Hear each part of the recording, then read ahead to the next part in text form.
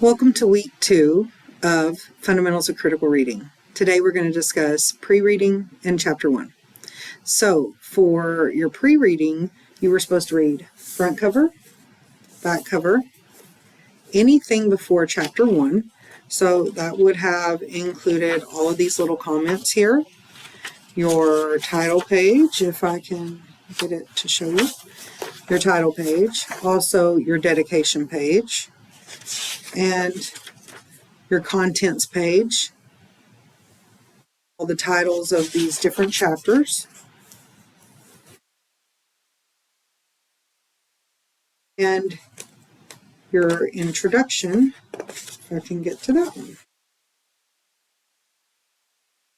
So, why do we do pre-reading? Well, first of all, pre-reading is an important part of reading because it gets you in the mindset for whatever it is you're reading, if it's a book, poem, short story, etc. So the pre-reading that I did in this let me know a few things. One, just by looking at the cover and the back, I knew immediately we were talking about a book that was going to tell me more about poverty.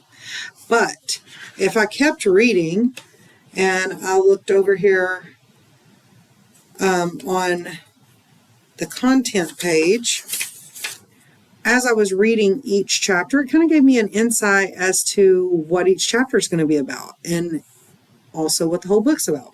So it takes money to make money. You get what you pay for. You can't pay a doctor in chickens anymore.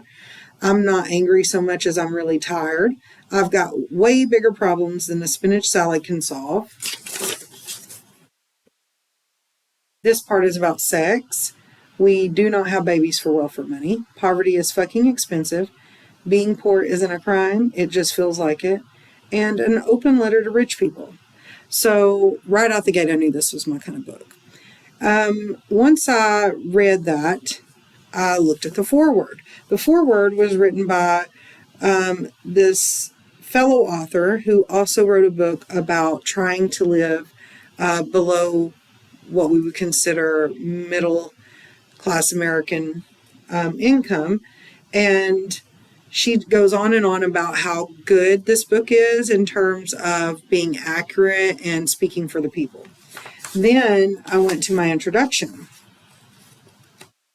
And the thing that I found out about the introduction was a little bit about our author. So yes, it gave me a lot of information about her background, what qualifies her to write a book about poverty. And then it told me, why would this person who, for no other reason, seems that she would be writing a book about poverty, is writing a book about poverty. And she gives that little bit of information about how during the, one of her periods in life where she is struggling, as she often is, she came across something on social media that asked a question about why do poor people have self-destructive behavior, something along those lines. And she answered them in an essay. And as we've all been guilty of that. We see something on Facebook or some other social media platform and we're like, man, you're so ignorant, let me tell you about yourself. So that's basically what she did. And then she went to bed, and when she woke up, she was famous. So basically she went viral, and it ended up getting picked up by a few newspapers. And based on that, she ended up getting this book deal. So kind of an interesting story on how she became a writer.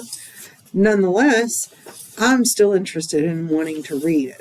So having read chapter 1, it takes money to make money. Our author talking about here? Well, she begins by telling us about the worst job she's ever had. And she's talking about being a bartender at this place where there's, a lot of grown-up fraternal organizations, and they're violating physical and mental boundaries of those that were serving them, and she's a server. Hear a lot about that atmosphere. And I think most of us can find that familiar. Most of us have either worked in a place like this or been to a place like this. And it's very interesting kind of hearing it from a server's point of view, because I bet most of us don't really think about that unless we've been in that position. We don't think about what is that person going through. What are most people putting that person through every day? So she talks about her boss who has inappropriate behaviors toward her, to say the least, and how it would be terrible, if this even happened to one person. But the worst part about this behavior is that it happens literally all the time, not just where she's working and to the girls that are working with her under that boss who is very inappropriate, but it's happening all over the world all the time in people of these positions, because they recognize, they being the bosses, recognize how vital those positions are to the employees. And so they use that as a way of abusing them. And we, again, have probably experienced on some level this, even if it isn't sexual abuse. It's, they use their workers in ways that they shouldn't. They exploit them, maybe sometimes they want them to do more work than what they should, or different work than what they should, or what they were hired for. So we often experience, especially those of us who were raised in lower income households and, have had to struggle for most of our life, this rings very true. She also starts talking about wage gap and how there's so much difference between the top and the bottom. She talks about, having a second job and how important that is to her income, but also how difficult it is and how it makes having the second job difficult because you're always trying to balance your schedules.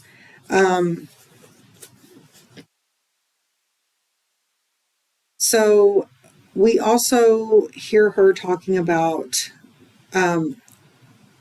I want us to look over on page 7, where she says, so when you hear or participate in these discussions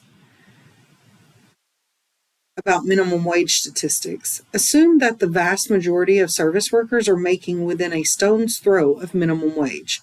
Our ladder's rungs are set so close together, and there are so many of them, that it takes us forever to climb them. My husband worked for the same restaurant for nearly 2 years before he broke $7.75 an hour. Was he making minimum? No, but the difference between minimum wage and $7.75 is just around $1,040 a year if you're working full-time, which is pretty rare for these positions. So it kind of gives us a visualization with the ladder.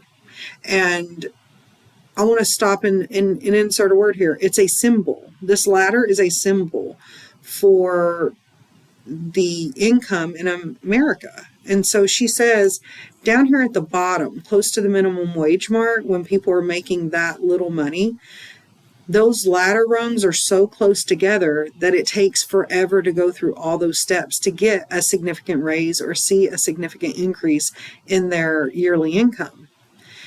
But the further you go up, the wider the ladder rungs get. So just like it's hard to travel the ladder when they're so close together, it's also hard when they're so far apart. So there's basically a point at which it's almost impossible to go further or higher or above your financial means.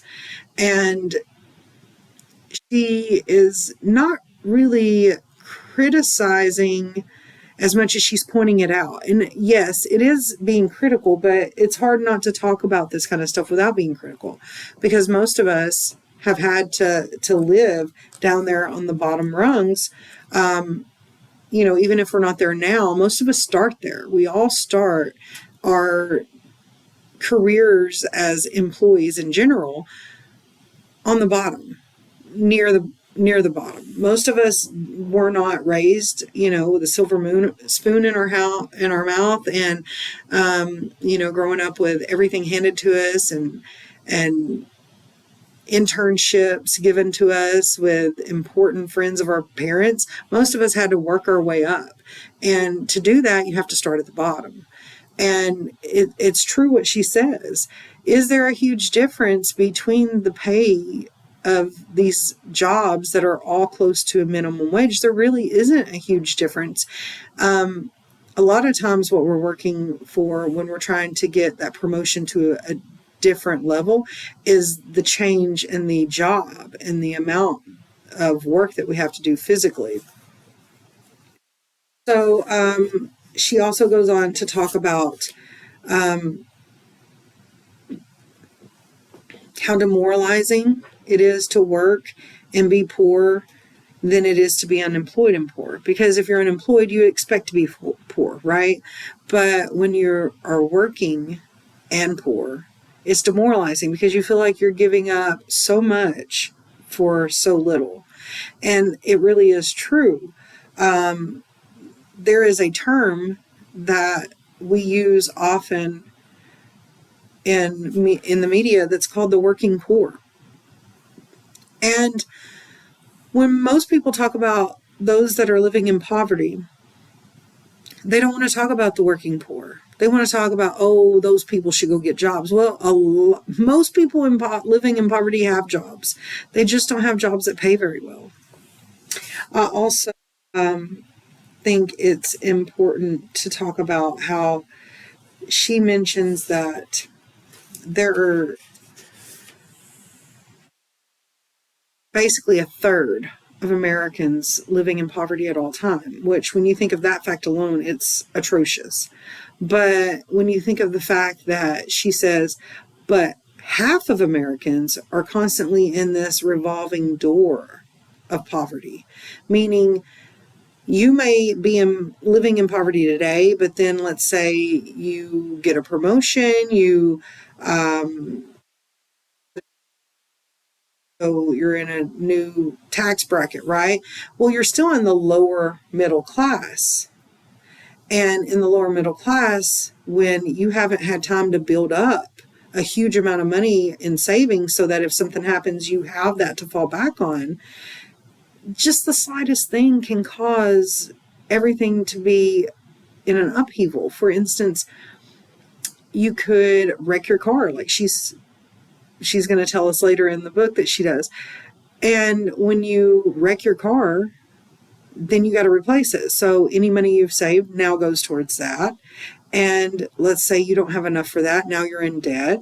Or let's say you can't get a car. Now you lose your job because you can't get it to work. So you see how it's almost like this constant cycle of going from lower middle class to poverty to lower middle class to poverty. And when you think about the fact that that's half of America living that way, there's something broken in the system. There's something wrong. And that's what she's saying.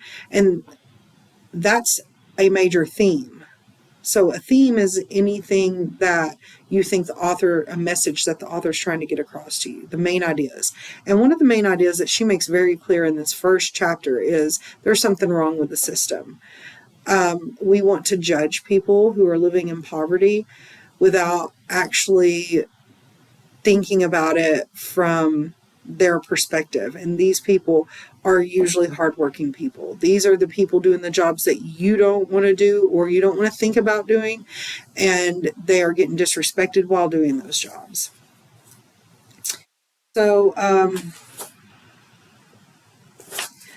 I like that if you look on page 10 and 11, she basically breaks down the yearly income of a 40-hour-a-week minimum wage worker. Okay.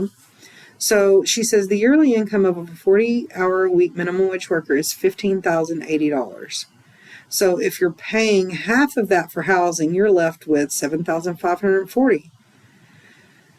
And that's yearly. So that's $628 a month, or $314 per paycheck if you get paid every other week. That's per month, $628 per month for food, clothes, car payments, gas, electric bill, water bill, etc. But let's say that you were able to make $628 stretch and cover all those things. That's assuming nothing ever goes wrong. As soon as something goes wrong, now it's throwing your whole budget off and you don't have enough for any of those things.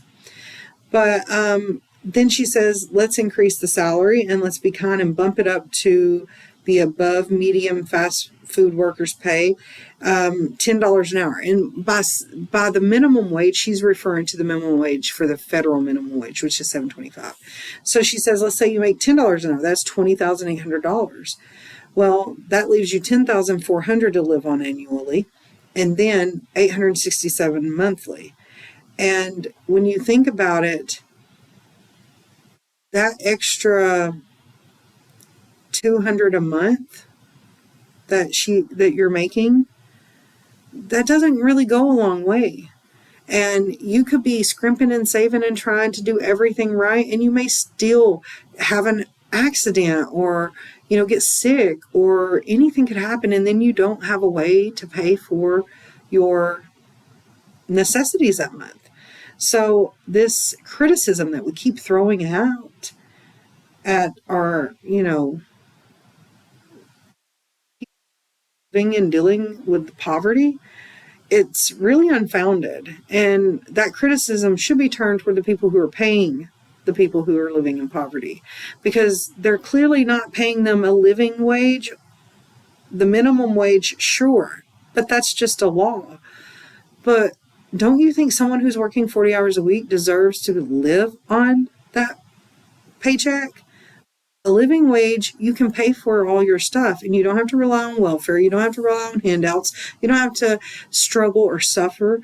It's a living wage. We're not even talking about someone who's going out and spending money on new clothes and makeup, or new hairdos, or new shoes, or new cars and fancy technology. We're talking about barely just paying the bills, and people cannot do that currently under the current minimum wage.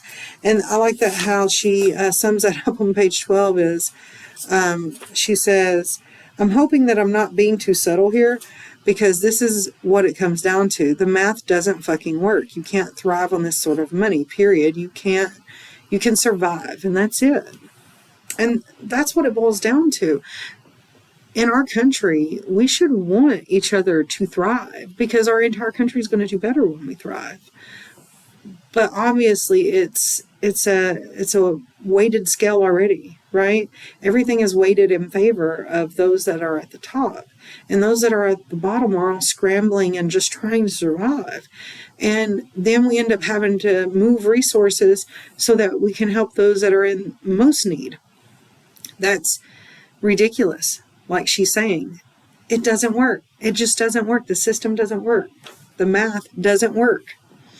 But I like that she ends the chapter by talking about something that's even worse than minimum wage, which that sounds tough enough, right? But she brings up this idea called temp work. And some of you may have had to do temp work before, but she says,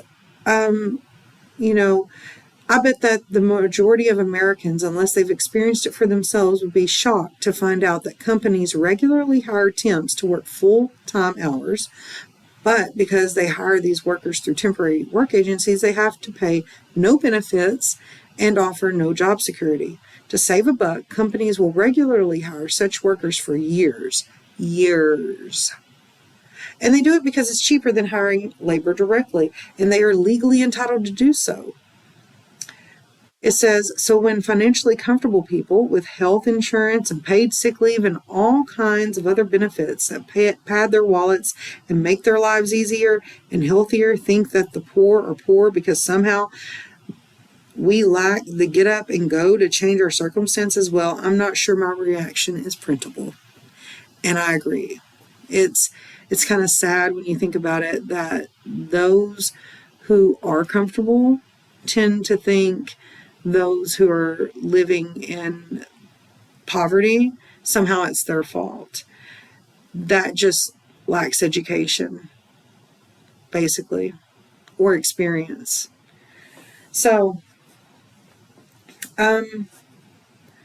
I enjoyed this chapter. I hope you did too. And some words I want us to think about are the words I brought up, like symbol and theme. So remember, a symbol is an idea beyond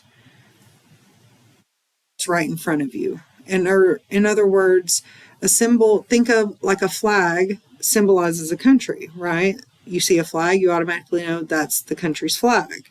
Well, a symbol is like that, except for it means there's something going on beyond that. So the ladder was a symbol for our economic system here in America. And the ladder rungs being close together at the bottom and spread out at the top, those are all symbols. And a symbol is just basically used to help us understand an idea that may be complex, but when we think of it in terms of an analogy for that symbol that's being used, it becomes easier for us to understand. And themes, well, remember, that's the main idea of the author. That's the author's message that she's trying to get through to you. And we know right out the gate, one of her messages in chapter 1, at least, and I'm sure it'll probably continue throughout the book, is the system doesn't work. It's broken. And we have to start being kinder to those who are struggling because they're just caught in the system the same way we are. So next week we will be talking about chapters 2 and 3. Make sure that you read chapters 2 and 3 for next week. And I believe you have discussion board posts. Actually, chapters 2 and 3 is for this, week 2.